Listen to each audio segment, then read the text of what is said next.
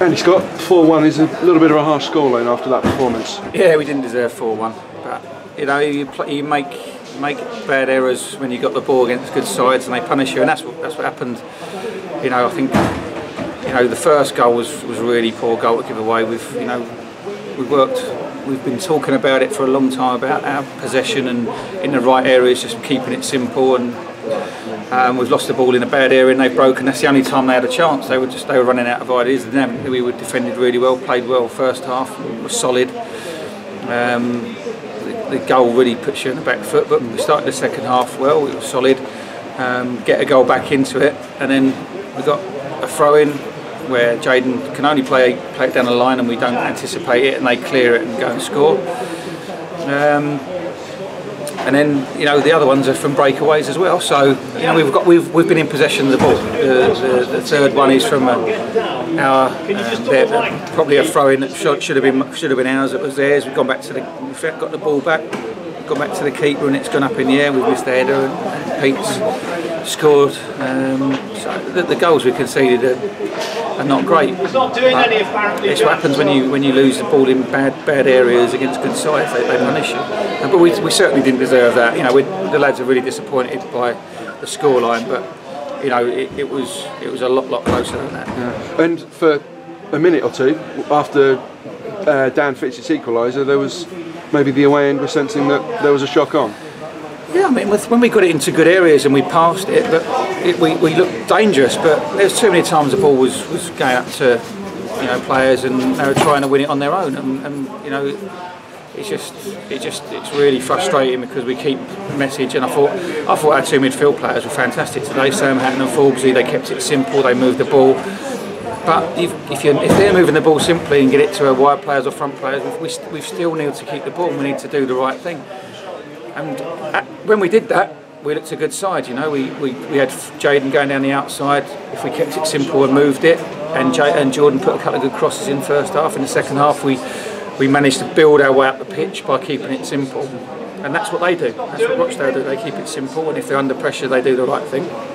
And that's where players have got to learn. But unfortunately, we're talking about the same thing over and over again, and that's unfortunate. Yeah. And when Dan Holman came off, he looked like he was coughing and spluttering down the touchline. I guess it shows the stress and the strain that the squad are under. Yeah, I mean he hasn't been out of his bed since Saturday night. He probably shouldn't have played Saturday. He told us after the game that he wasn't feeling well. He was throwing his guts up at half time but wanted to carry on. But then he gave us a shout that he couldn't continue. So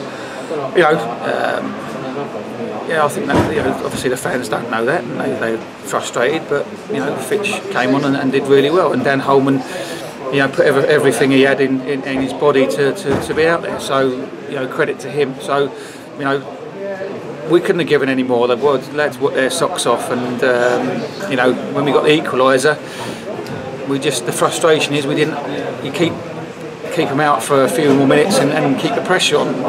They go and score within 2 minutes, and that's where we got to learn to be better. But we've had a good cup run. We've done really well in the cup. But we've got to learn the lessons of what you do against good sides and the sides in our league that we need to improve with. And if we do the simple things properly, we keep saying it's getting boring now. But I'm going to keep saying it because when we don't do it, we suffer, and we've done again tonight. But I suppose over 180 minutes, Alshot Town have really tested Rochdale, and for periods it was only in the final 10 minutes that in the end they ran away with it. Yeah, absolutely, and it's they took their chances when we were pushing forward, and we a little bit more open at the back, but we've acquitted ourselves really well. They're a good side. They're 6th in League One, but now we've got to use what we've learnt in the cup against the good sides and take that into our league campaign, because without a doubt the league campaign has suffered because of the cup run and the injuries we've had, and we've not been fortunate in that respect. But we've got to battle through until January, and we're hopeful that we can get a few back in January. But we've shown that the players that we've got available are capable, but that's only good enough if you get the results in the league.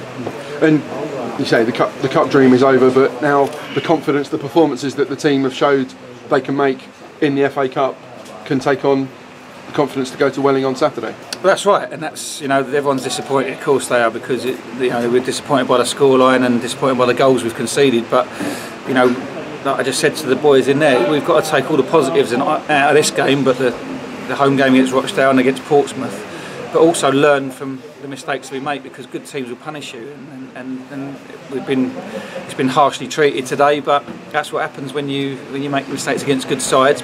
But if you cut those mistakes out, you're going to get a better chance of winning games. And that's what we've got to do. We've got to progress, and we've got to move, and we've got to improve.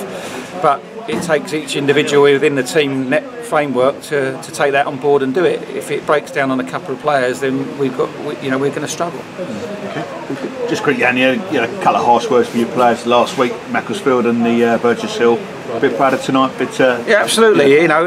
They're stung by bad performances, and they don't do it on purpose, and they respond, and they've responded every time this season. And they're an honest bunch of lads. They don't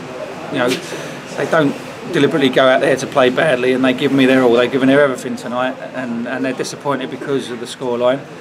But they should be proud of the efforts they've put in the FA Cup, and we need to transmit that into our league form. And if they do that, then everyone can be proud of them, because they deserve to be clapped off the pitch every game, because they work very hard during the week, but that can only be shown on a Saturday when we're playing the games. And so we'll keep working with them, and we'll keep trying to get people back fit.